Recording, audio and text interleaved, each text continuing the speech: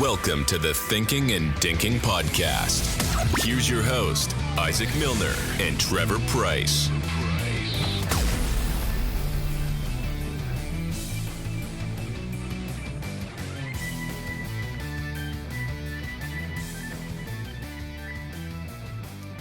Welcome back, guys, to episode 7 of your new favorite podcast, Thinking and Dinking. It's good to have you guys back. Trevor, good to see you again. How are you doing there in the BHC down in Arizona? How's the weather? You know, I'm doing all right, but the weather is the definition of an op, Isaac. It is just insanely hot. Like, I know I've been saying it a lot on the pod, but to give you guys an idea, right? Yesterday, I'm checking the weather, trying to go play some pick. Check AccuWeather, the most accurate weather app out there. That's right. Gotta have AccuWeather. And it gives me 3 warnings. It gives me an excessive heat warning, which is, pretty normal. Pretty much every day it gives that warning out around here. Mm-hmm. Then it gives a wind advisory a wind advisory, like a alert. Ooh. And then a red flag warning. And it's like a red flag is like a combination of the low humidity, so the dry air and the wind. And I'm just waiting for the wind to die down. I know the heat's not going to die down. So it's like 117 degrees outside. It was over 100 degrees until 8 o'clock last night. The wind is just ripping through 40 miles per hour. So no pick was played yesterday because of the weather. No, I don't blame you. I do not blame you at all. I just can't imagine getting ready to go to bed, winding down for the day, and it's just still 100 degrees out. That's just insane. Yeah, I mean, it's tough. It's tough to sleep when it's that hot out, Yeah, I bet the AC costs, electricity costs are just insane in Arizona. Yeah, good thing I don't have to worry about that, Yeah, that's all on the mom and dad credit card. Guys, welcome back in. We appreciate you guys being here. It has been a while since the last one. And we got a fun episode to talk about. A lot of sports happened, so we'll kind of go over that. But yeah, Trevor, you talked to us. You haven't played a lot of picks, so what have you been up to? How have you been passing time? Obviously, no school. Are you enjoying your summer so far? Talk to us. Yeah, I'm having a good summer, visiting with the family. I've been playing a lot of golf, Isaac. Playing a lot of golf. And, while the wind does move the pickleball around, it moves the golf ball around too, but for me, it's a little easier to adapt because I've kind of been doing that my whole life, and it's a little less, I don't know, it's an individual sport as well. So I can go out there and do it by myself. Yeah. So I've been powering through the bad weather, powering through the wind, waking up super early before it gets hot, before it gets windy, playing lots of golf. That's what I've been up to. Good. You're on that grind. You didn't have the season that you wanted at Linfield. But you were talking to me earlier. You said that you have high expectations for the Linfield men's golf team going into the next season. Is that right? Yeah, I think that we're gonna make a run at it this year. Gonna make a run at the conference. So I got to do my part. I got to stay ready. Got to get ready. Got to stay ready. Yep. All summer long, grinding golf. Just be ready to come back and win it. Good. That's what we like to hear. Obviously, Trevor's a really good golf player. He got into pickleball a couple months ago. The weather is kind of hard to play pickleball right now, but we'll keep him into it. Hopefully he can, keep going on pickleball and maybe get out and play against some good competition soon. All right, Trevor. We were talking before the podcast. You talked about you were watching that new Top Gun movie, right? What are your thoughts on that? Yeah, so I watched it once with my friend. We went up to Vegas actually to watch it, and this insane theater had a bigger screen, obviously, reclining seats. The seats were heated, you could have a seat heater as well. I obviously didn't use that because it's hot in Vegas too, but it was just nice, good experience. It was a great movie. I liked it. I thought it was better than the first Top Gun movie. Yeah. And I liked the movie. I heard that a lot. Yeah, I liked the movie.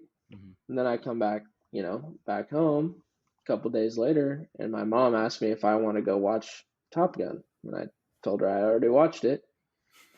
And I asked Yeah. if we could watch a different movie, and it sounded like it was Top Gun or Bust, so I watched it again. Um, not as good the second time because it took all the suspense out of it, but still a Mhm. pretty good movie. It'll be good. Trevor, I've been grinding pickleball lately. I've been playing a lot of pickleball. I went to Salem. It's only about 30 minutes away. And I've been training indoors with a couple guys because there are a couple tournaments coming up that I am interested in playing in. One of those is the Bend tournament hosted by Wes Gabrielson. And I think I'm going to get my dad to come out there for that tournament, and we're going to play doubles in that. So that's at the end of July. So got a little bit of time to prep for it, but I think me and my dad could be a competitive team in the 5-0. So also I've been working making tennis courts, making pickleball courts for my summer job, but the weather here is just so bad lately. It's just rain all the time. It's a different kind of weather than what you have, wind and really high heat. It's just rainy. It's just annoying because it's rainy in like 60s in June. So it's really whack. If you're thinking about moving to Oregon, there's a lot of good features about Oregon, but the inconsistent weather is just definitely not fun to deal with.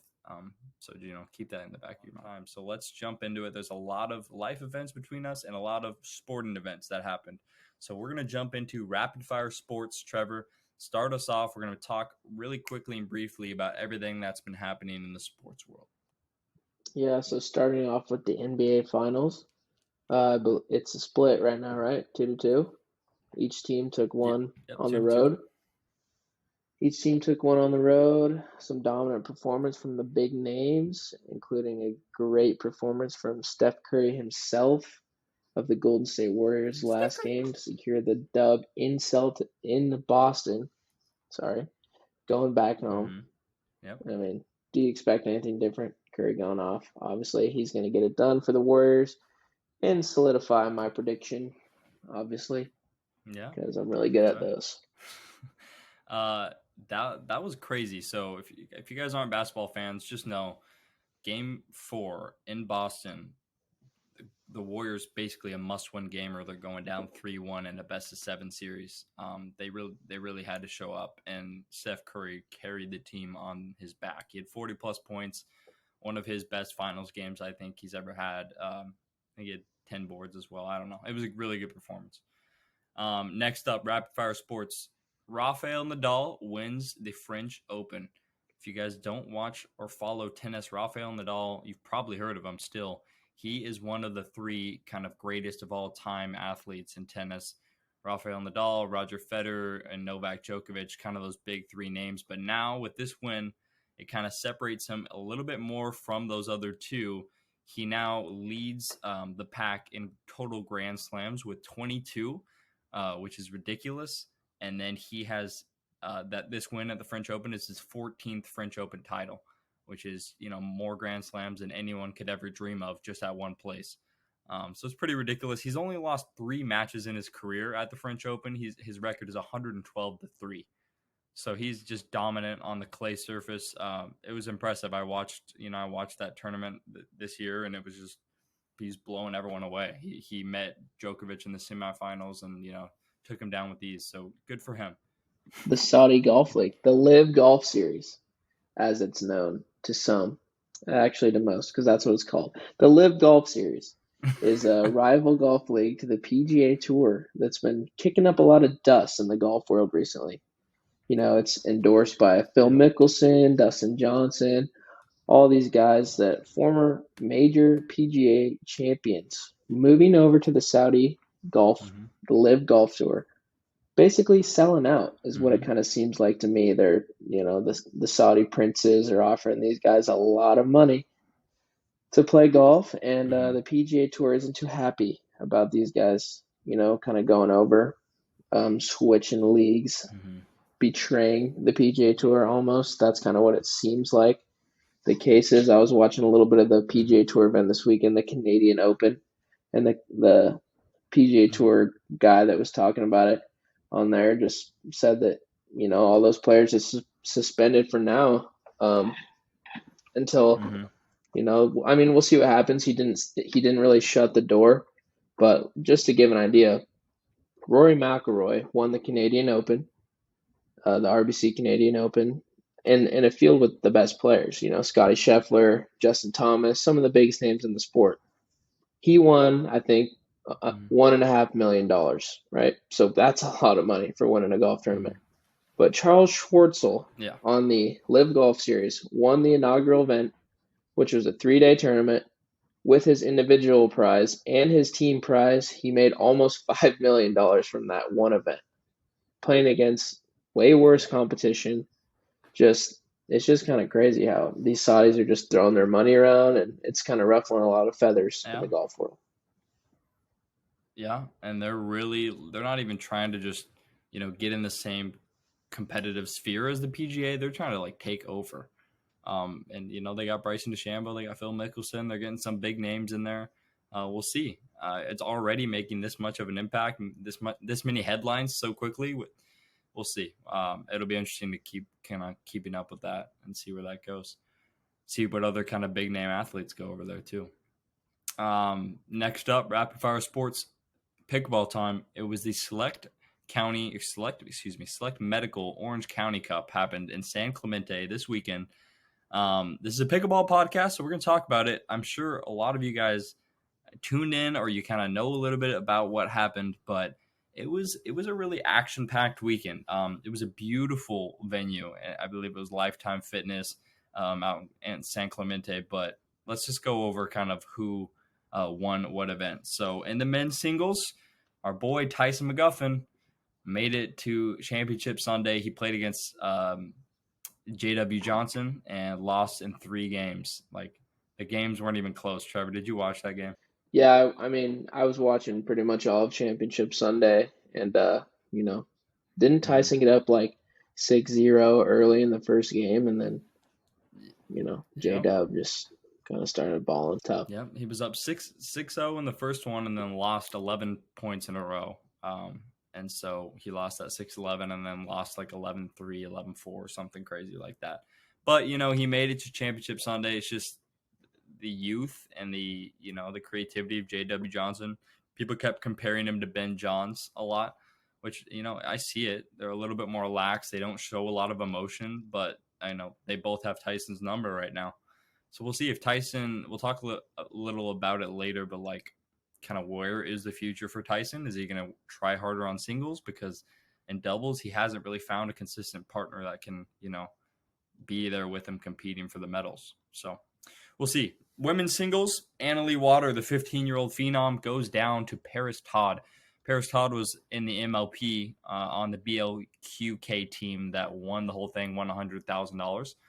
And so she comes out off that win and surprises everyone there. She beats Annalie Waters in 5 games to start off Championship Sunday. It was actually really an interesting battle because Annalie, has been the best singles player on the women's side for, years now. And all of a sudden, Paris Todd comes in there and, upsets her. So good for her. Mixed doubles, Matt and Lucy fall to Annalie and J.W. Johnson. So Annalie got her, first gold medal of the day. I believe that was, so that was at the beginning of the day, and then singles was after. But yeah, Matt, right, Lucy Kovalova lose that one to J.W. Johnson and Annalie Waters. And then so J.W. Johnson gets his second gold medal of the day.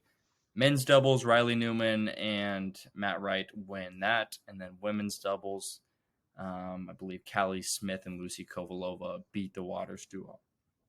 So it was a pretty good event. Yeah, I thought Annalie, I believe Trevor, you predicted Annalie Triple Crown, right? I mean, I'm not sure if I said it on the pod, but I definitely put that out there at some point during the weekend.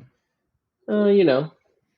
Obviously it didn't happen, but she made it to each of the events, and when you're playing at the highest level, playing 5 games of mixed doubles, get the dub. Mm-hmm. Right away, the next event is women's singles, and she just got done playing 5 games of pickle. Got to play against a fresh Paris Todd.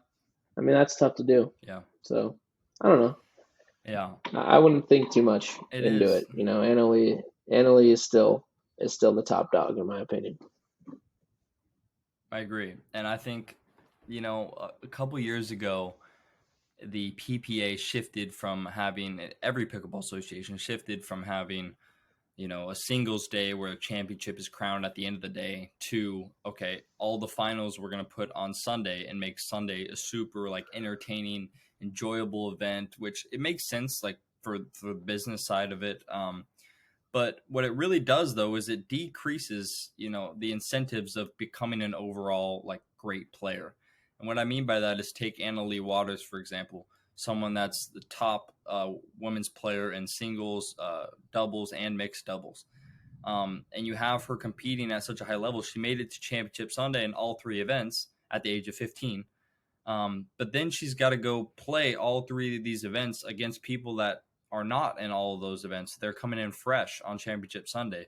Whereas if they played each other during that day at the end of like singles day, they would both be on a fair playing field. So I'm not saying Anna Leigh Waters lost because of that, but it is certainly an impact when you go from playing a 5-game mixed doubles battle, and then you've got to hop right back on the court against someone who's been waiting around all day, just fresh with Paris Todd. It's certainly like, I don't know, a topic to consider discussing further, and I feel bad for her. Obviously not discrediting Paris Todd at all. I mean, she played amazing.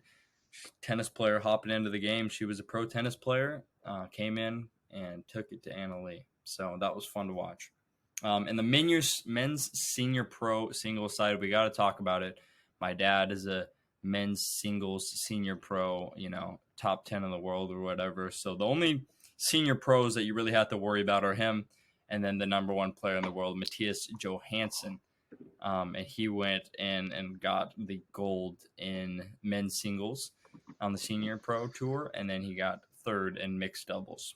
So good for him. I'd like to see my dad play against him. I don't know if they ever have battled, but it'd be interesting to see. Maybe with the gearbox, my dad would be able to take him down. We'll see.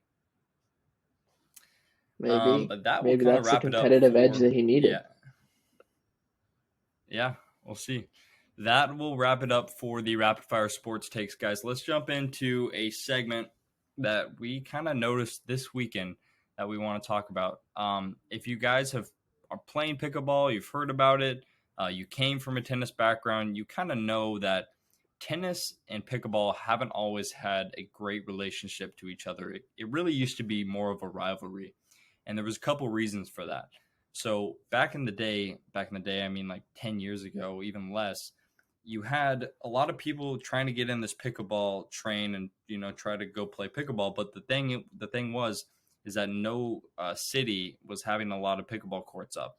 And so what the pickleball community did is they went to the city council and they tried to get new pickleball courts in these cities. In order to do that, they would have to take away tennis courts, and that really pissed a lot of tennis people off because you had all these pickleball courts popping up, and all these tennis players would have to find new places to play. Or start playing pickleball, or just have a harder time getting a group together and finding a court. So that did a couple of things. A lot of people then started trying out pickleball and fell in love with it.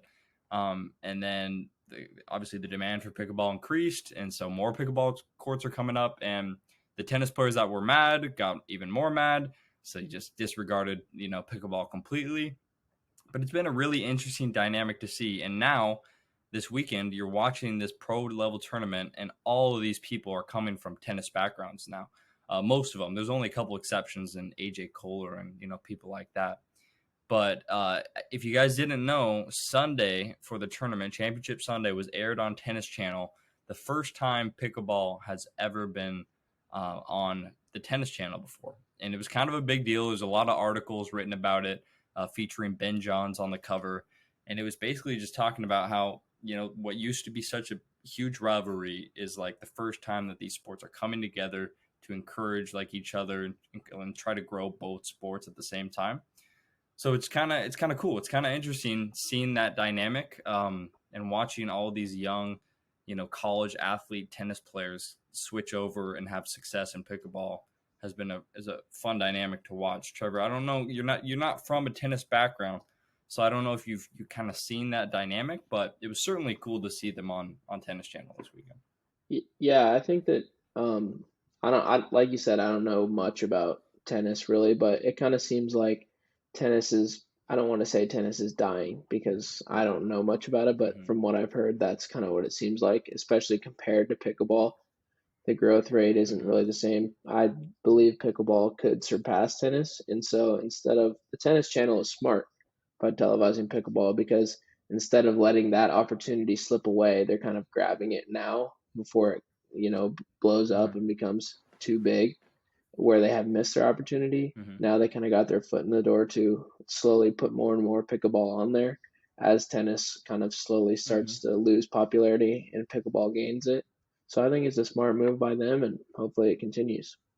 Yeah, well, we'll have to wait and see. I think it's a step in the right direction. I don't think I think it was a good tournament to have it on the tennis channel. There was a lot of exciting back and forth moments. I was watching it with some, my girlfriend's family, and they were like, they don't watch a lot of pickleball, but they were engaged. It was on the TV. It was like it was cool to watch some high level pickleball. Hopefully, that'll bring some young athletic tennis players into the game, and that will just make pickleball a lot more competitive. And I think it'll be really good. Let's hop in now to one of our favorite segments on the show, not Dope or Nope, but Trevor's takes. Trevor, I'm going to be asking you a couple different, scenarios. You give me your opinion on that certain item or thing on the list that we have prepared. Let's get right into it. So, Trevor, in your opinion, who do you think is the best individual, man and woman, in the game of pickleball right now? All right, so we're going to go for the men, Benny J. Ben Johns is the best man in pickleball right now. I know he's taking a little bit of a break, and I think that the PPA is Mm-hmm. taking a bit of a break right now too. So hopefully he comes Yeah, back when that's yeah. all said and done. But Benny J is the best man because he's the most well-rounded. He triple crowns pretty much all the time. Not all the time, obviously. Sometimes, Mm-hmm. Riley Newman's able to upset him here and there with Matt Wright, but he's always Mm-hmm. there. He's always in on Championship Sunday in all three events. So I just believe he's the Mm-hmm. best pickleball player, the most well-rounded as of right now. On the women's Okay. side, for the same exact reason, I'm gonna have to go Anna Lee because even though she lost, Okay. singles and mix or and women's doubles, she was able to win mix still, and she played in all three championship events. And who else can say that? Mm-hmm. Nobody else can say Mm-hmm. that, especially Okay. for this last weekend, and that's true most of the time. So she's either triple crowning Mm-hmm. or at least getting there. She's medaling in pretty much every time she's taken a medal home. So I mean, Yeah. I feel like there's not too much argument. She might not be the best doubles player per se, but I think overall, Mm-hmm. she's the most well-rounded women's pickleball player. Yeah. um, and with Anna Lee, you have to take age into account as well. We've never seen anyone. It reminds me of like in tennis too. It's rare you see someone like that are in their teens, go out and win high level tournaments. And Anna Lee, at the age of 15, has proven to be someone that can do that with different partners, as we saw with J.W. Johnson. So yeah, I agree. I think she's the most well rounded woman in pickleball too. I think an argument soon could be made for J Dub surpassing Ben Johnson, or excuse me, surpassing Ben Johns. But we'll see. They're very similar players. They have a very similar playing style. Um, I don't like watching either one of them play, but they're really good. So it reminds me of Novak Djokovic. I don't like watching Djokovic play as well. All right, you heard Is it it kind of first. is it kind Best of like players the in reason why pickleball. people you don't like watching them play, kind of like how people don't like watching Tom Brady play just because they're so good, or is that why do you think, or for what reason? Well, in a way, I think I like watching like a Tyson McGuffin or like a Julian Arnold more because of the emotion they show and like Yeah, okay. how much they get the crowd involved in a way. But no, I Yeah. respect J.W. Johnson. I respect Ben Johns a lot. It's just they're not my most fun to watch. But you have to obviously credit them for their greatness. Um, I like Okay. watching Tom Brady play. He's a cool guy. Next up, Trevor. High school versus college experience. You've been through both. Well, we're in college right now. What are some positive takeaways? Kind of what's your favorite experience there?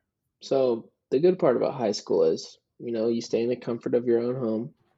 Um, at least for me, I was chilling at home, not much to worry about. Kind of got people looking out for me, looking over me. The classes were way easier, even though I did take dual enrollment classes.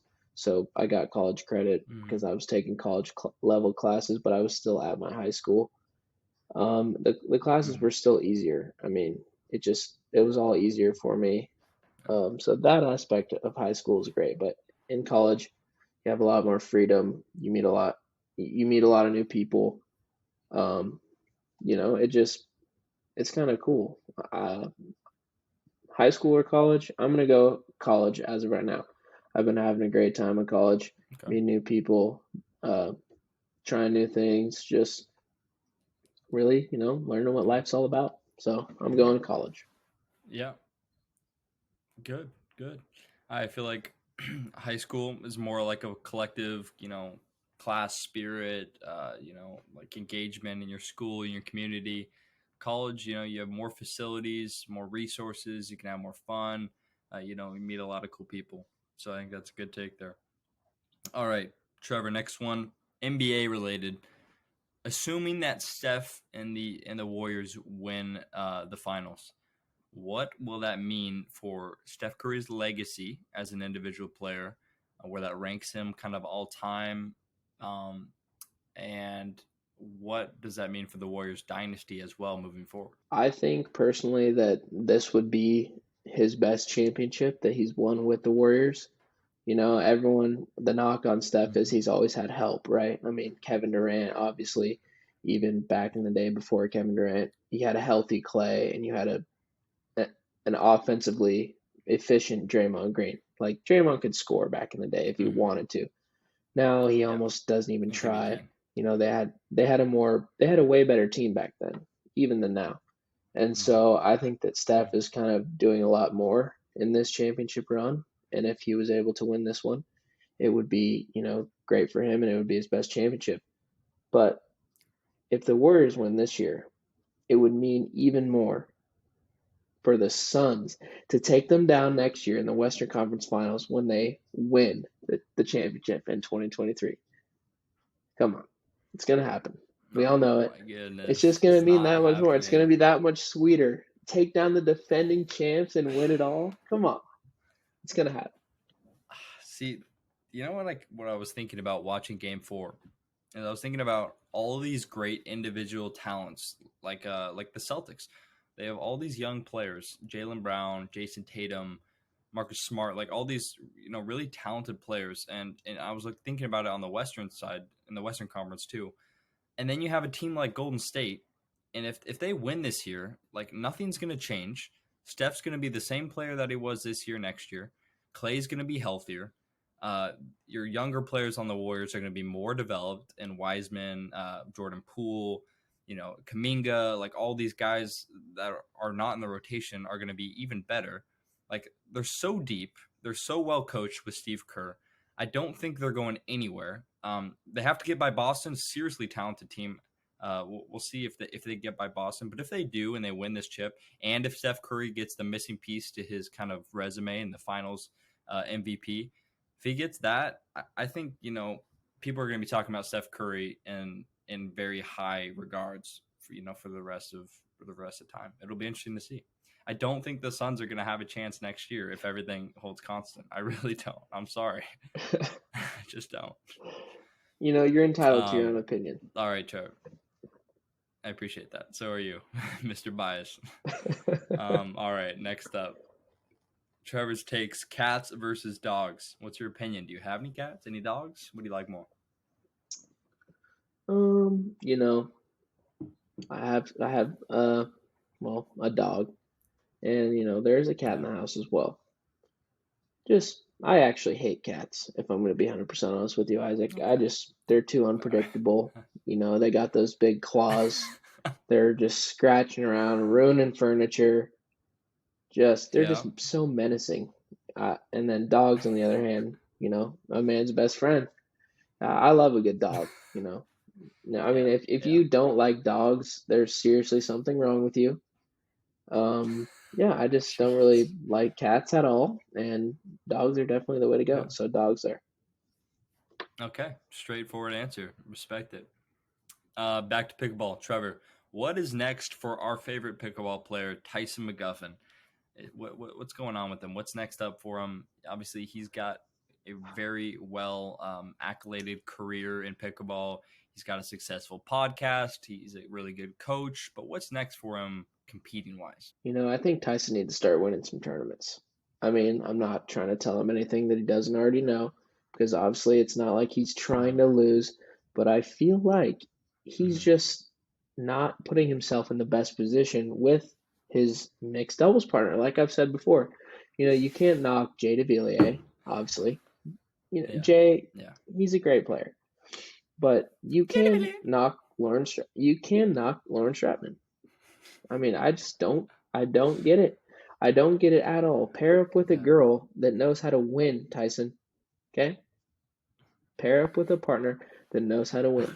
I don't know what you got to do. Maybe also on the men's side, you pay off Matt Wright. You pay him off. You say, take a hike. I want to play with Riley again. It's, one last ride. Just playing one tournament together.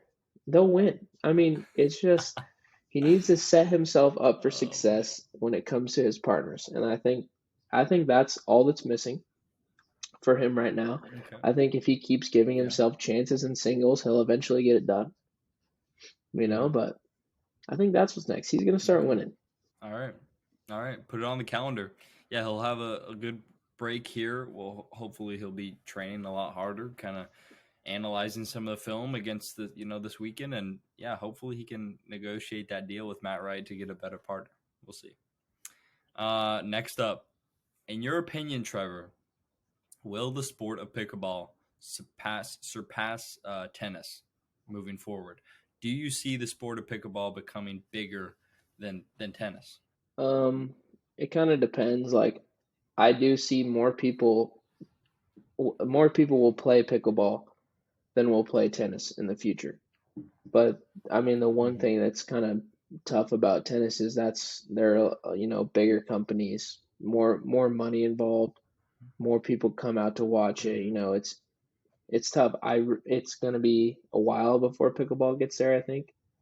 But I don't know if the money is necessarily going to move over from tennis to pickleball. Like, I mean, hopefully, we see the prize money in pickleball growing with the league that's going on right now. But I don't know, man. It's going to be tough in terms of popularity amongst people who play it. I think yes.